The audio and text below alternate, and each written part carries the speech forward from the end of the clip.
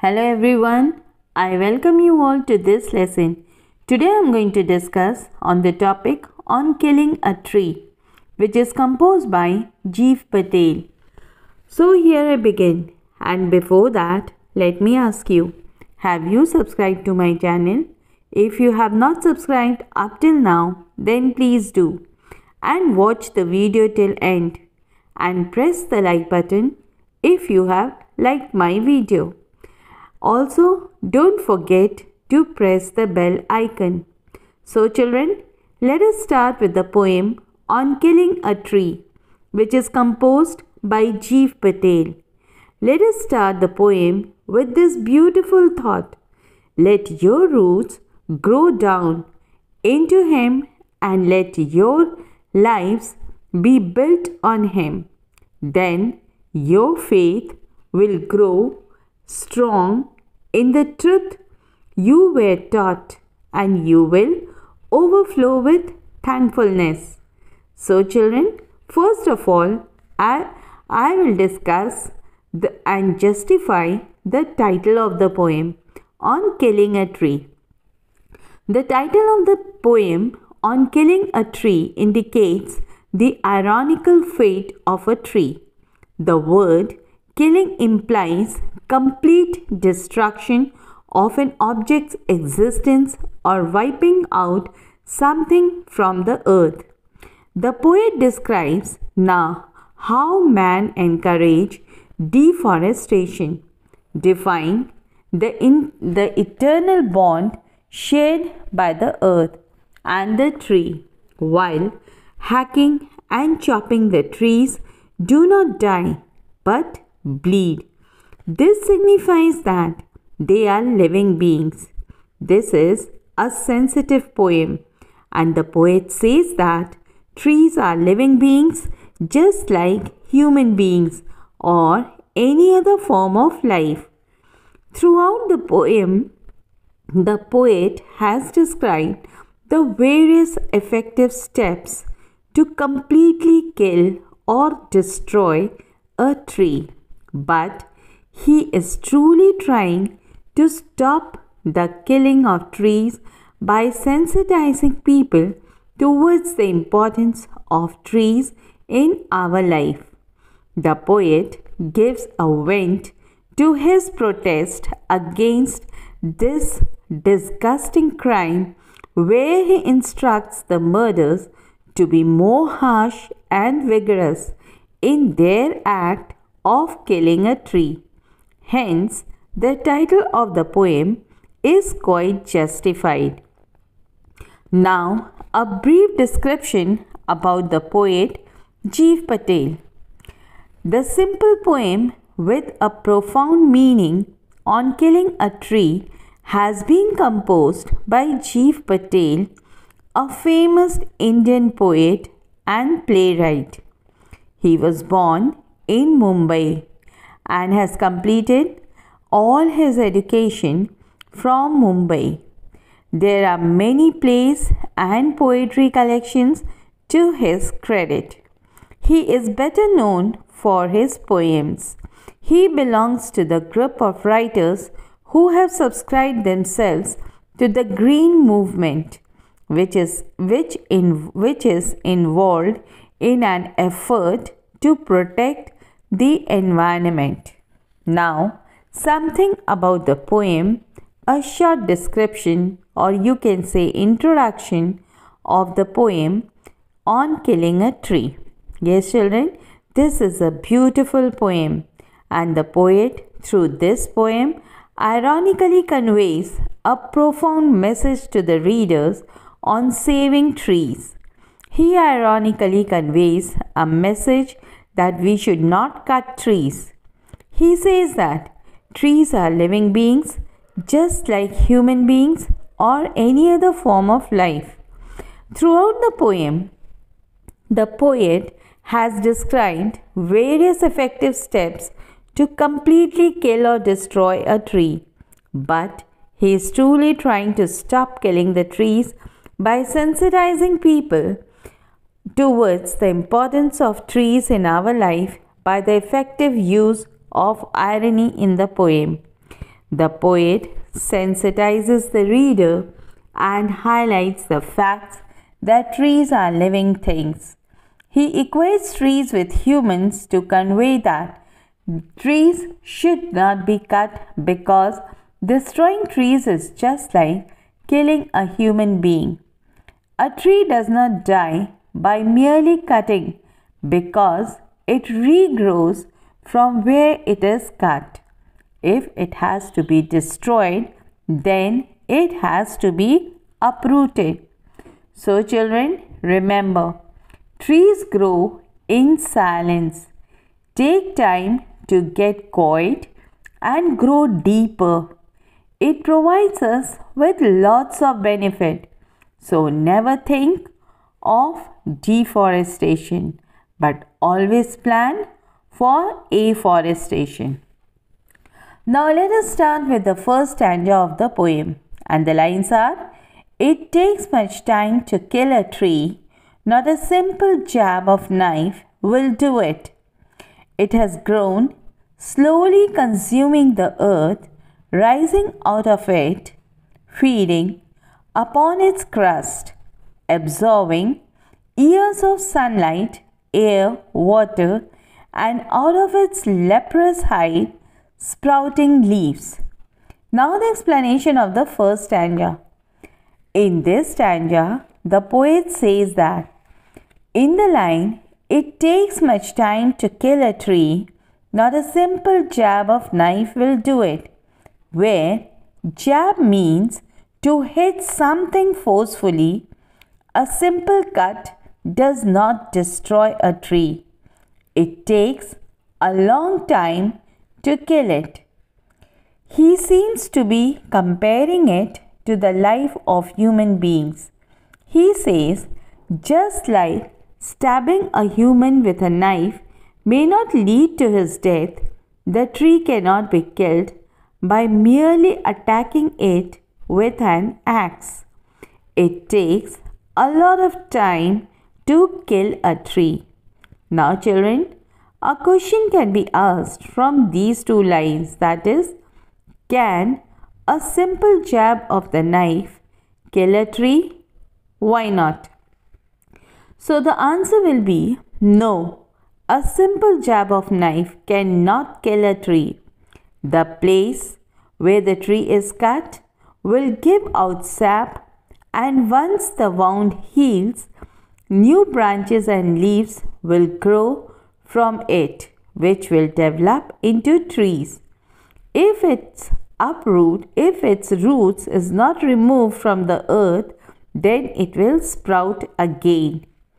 Now the line, it has grown slowly consuming the earth, where the word consuming means using full or energy, using fuel or energy, rising out of it, feeding upon its crust, where the word crust means upper layer of the earth, absorbing years of sunlight, air, water, where absorbing means to take something in slowly, and out of its leprous hide, where leprous hide means discolored bark, sprouting leaves, where sprouting means to produce leaves.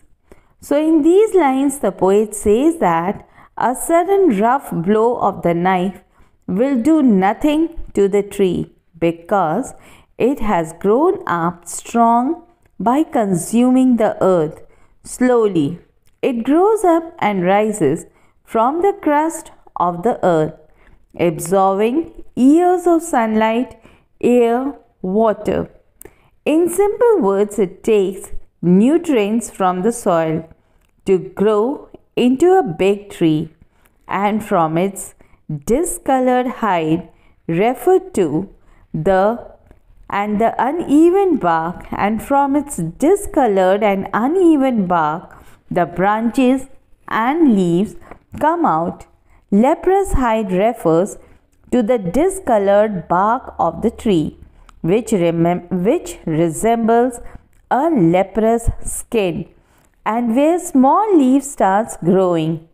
The poet speaks about the life of the tree by implying that just like we humans go through various stages in life from childhood to adulthood, the tree also takes years of nourishment to grow. Humans also need the same basic things like oxygen and water to survive. Also, the poet also refers to other needs of humans like love, friends, family, and society. A person's mind and soul is nourished by these things on as one grows up. Now, children, you may be asked a question like, what does the killing of trees symbolize? So the answer will be, the killing of a tree symbolizes deforestation. The plundering of trees is a threat to our environment. A tree takes a lot of time to grow by absorbing air, water, sunlight, and minerals from the soil. The poet also symbolizes a tree with a deep-rooted evil. Another question can be, how has the tree grown to its full size? So the answer will be, the tree consumes the nutrients from the earth and rises out by feeding upon its crust. It absorbs years of sunlight, air, and water. You can also be asked another question like, describe the crime committed by a tree. So the answer will be, the crime committed by a tree is that it has fed upon the earth's crust by absorbing years of sunlight, air, and water. My next question is, which poetic device is used in this stanza? So the answer will be number 1, rhyming scheme. The poem has been written in free verse. There is no rhyming scheme and the length of the lines varies. Even the stanzas are not of equal length. Number 2, imagery. Here, very strong imagery has been used and it shows the growth of the tree by taking nutrients from the earth and absorbing sunlight, air, and water from nature. Slowly consuming the earth, rising out of it, feeding upon its crust, absorbing years of sunlight, air, water, and out of its leprous hide, sprouting leaves. My next poetic device in this stanza 1 is the metaphor. Leprous hide is a metaphor. Here the uneven discolored bark of a tree is compared to the discolored and gnarled skin of a person suffering from leprosy. But the poet does not use like or as. Another poetic device used in this stanza is enjambment. Enjambment is a figure of speech in which one line of poetry rolls on to the next line without any pause marked by a comma or a full stop. In this poem, there is enjambment almost in every stanza, and the lines from the poem is number 1, raising out of it, feeding upon its crust, absorbing years of sunlight, air, and water. Here, no punctuation mark at the end of the first line, and the second line is there. The first line rolls on to the second, and the second is carried on to the third. Now, let us move towards the second stanza, and the lines are, so hack and chop, but this alone won't do it. Not so much pain will do it. The bleeding bark will heal, and from close to the ground will rise curled green twigs, miniature boughs. Now the explanation of the second stanza. In this stanza, the poet says that in the line, so hack and chop, but this alone won't do it, which if unchecked will expand again to former size. So in this stanza, the poet says that cutting the tree roughly by striking heavy blows and chopping won't do anything to the enormous tree, where the word hack means cut roughly by striking heavily and chop means to cut in pieces. In the line, not so much pain will do it, means that it will not feel any pain. That is, the mere act of hacking and chopping is not enough to kill a tree. The tree endures all the pain but continues to live as it heals over time. The line, the bleeding bark will heal, and from close to the ground will rise curled green twigs, miniature boughs. The word bleed means to lose blood, heal means to become well again, bark means to the outer cover of the tree bark, and miniature boughs means small branches. So the poet says that the bleeding bark will heal very soon if we cut from the bottom, that is, from close to the ground. The curled green twigs will start growing with mid branches coming out.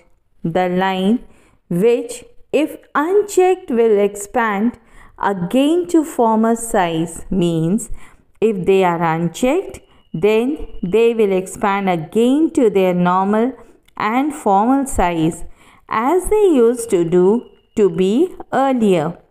Every human continue to live despite injuries or amputation of their limbs. They go through a lot of pain and sufferings but get healed as time passes and continue to live. Now children, in this second stanza, you may be asked questions like, how does the tree heal itself? So the answer will be, the tree will heal itself when curled green twigs grow upon the ground, and if it is unchecked, it will grow to former size, that is, it will become a tree.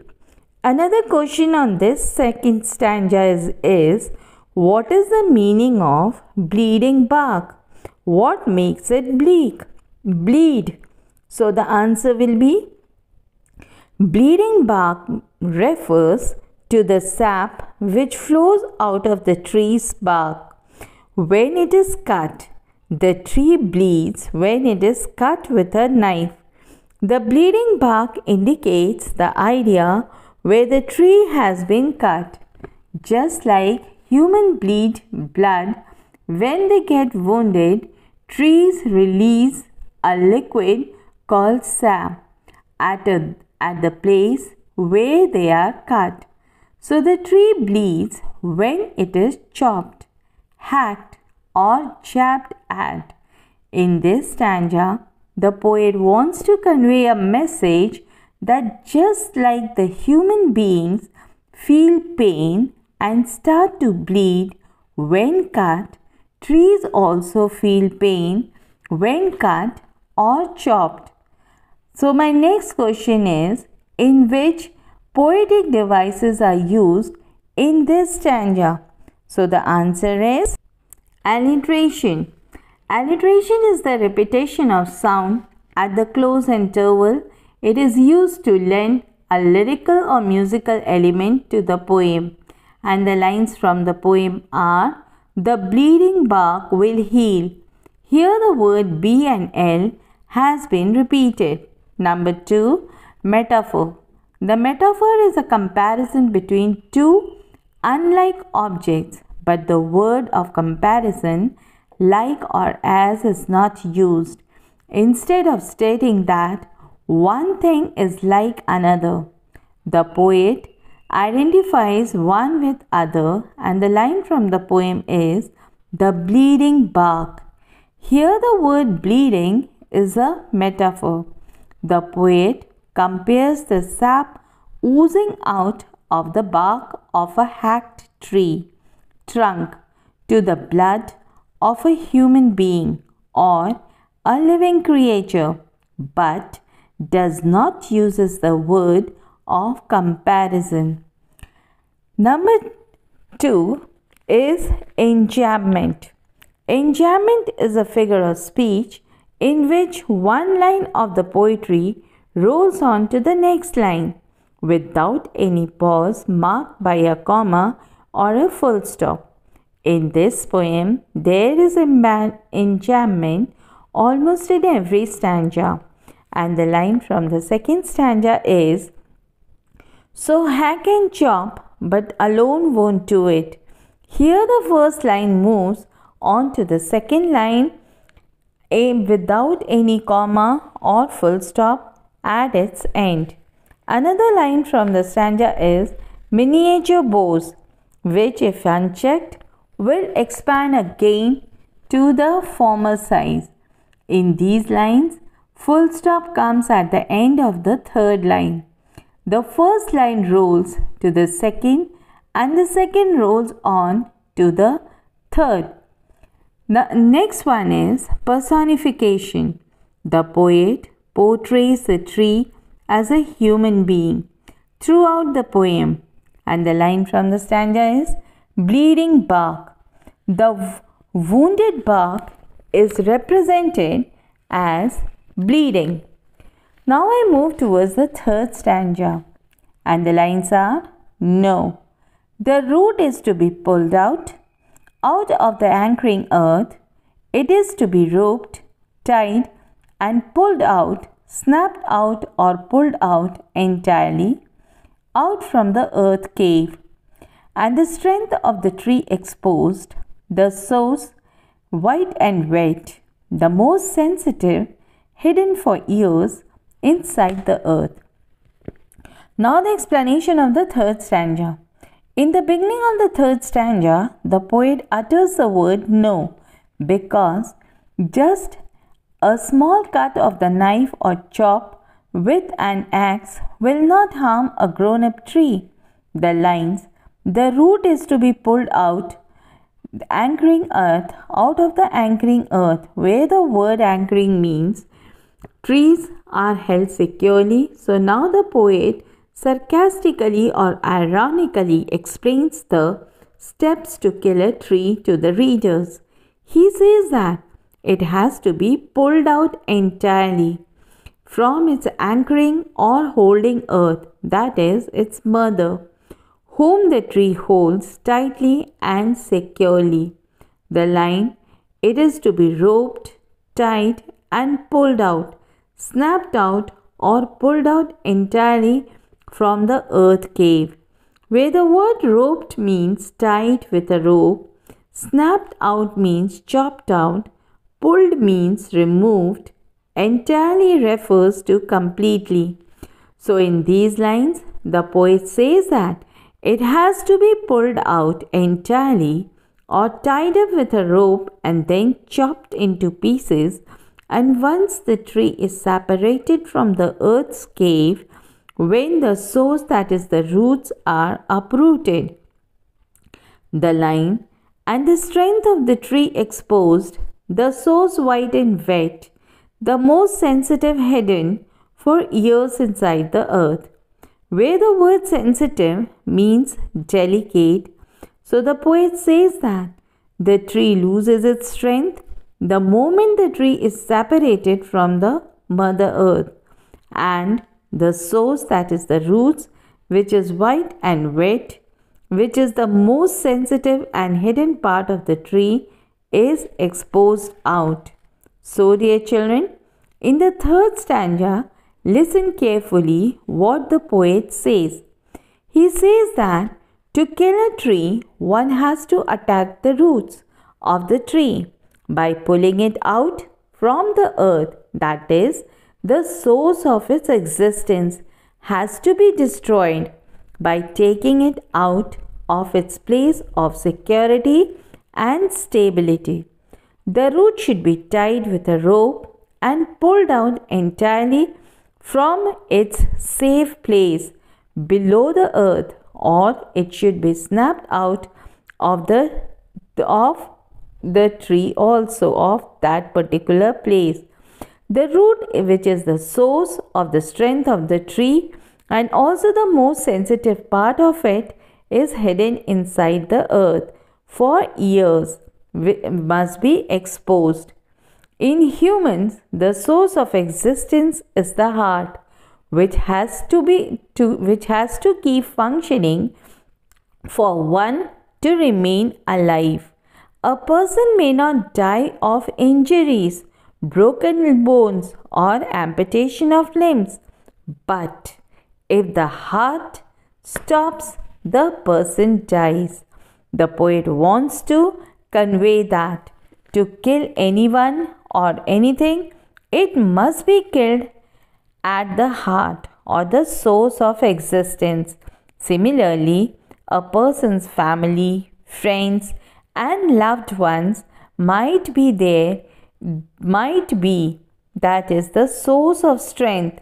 He may not be hurt or loss of materialistic things, but if their loved ones or social status is snatched away, their soul is deeply hurt and they feel that their life is shattered.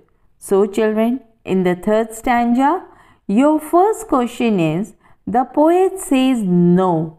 In the beginning of the third stanza, what does he mean by this?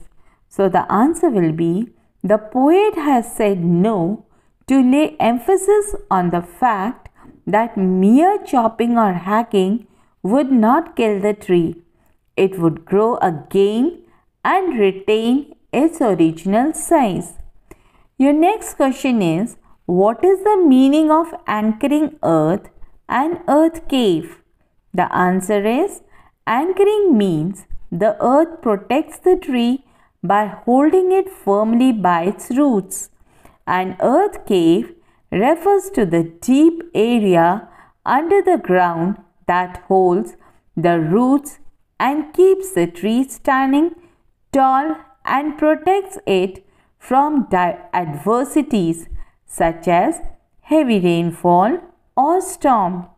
It also nourishes the tree by providing it all the essential ingredients.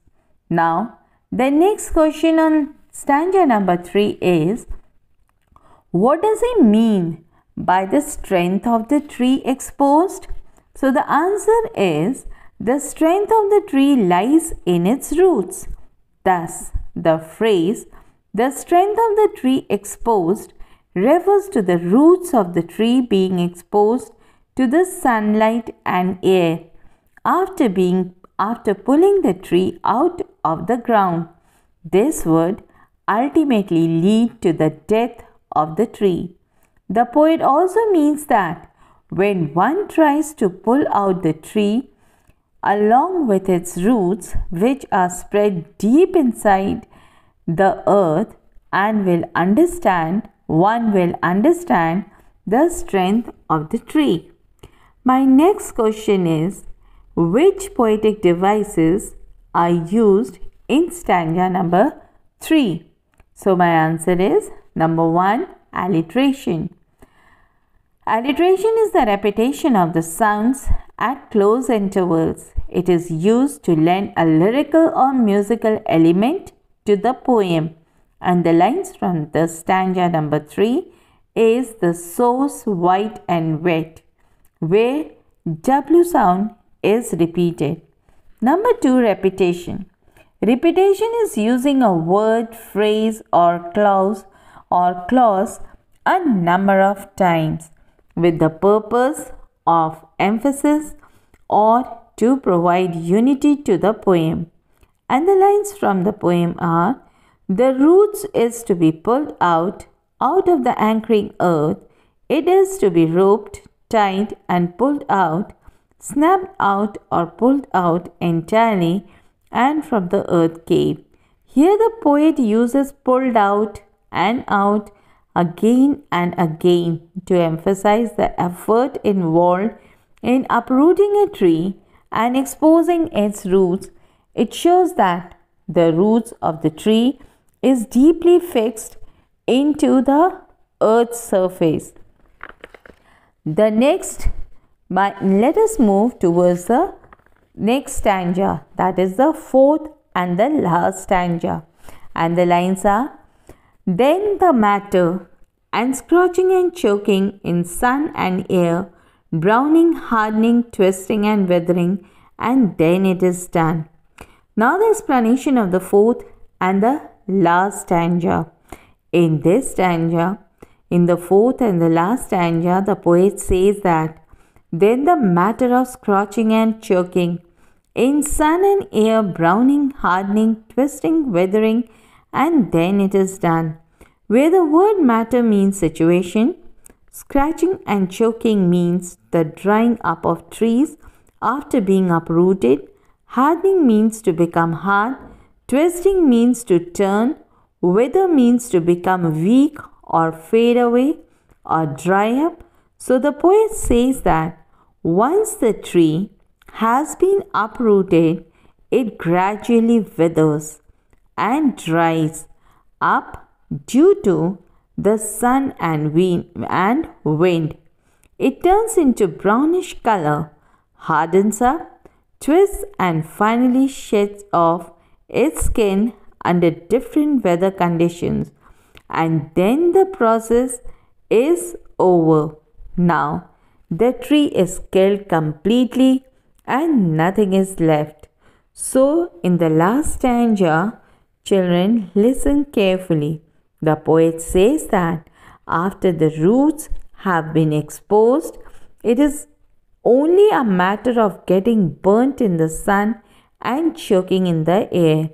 Here the burning or scorching may refer to the discoloring of the roots and choking may refer to the drying up. It goes through the browning, hardening, twisting, withering, and then it is finally killed. A person may have to go through a lot of suffering before the heart finally comes to a stop, and then the person dies. Also, when a person is separated from his loved ones or the society, he goes through a lot of pain, full emotions, and grief until he feels completely broken from within.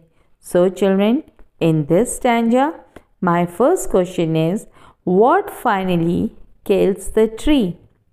So, the answer is, the tree is finally killed by pulling out from the Mother Earth when its roots are exposed to the sunlight and air, and the tree begins to get scorched and choked.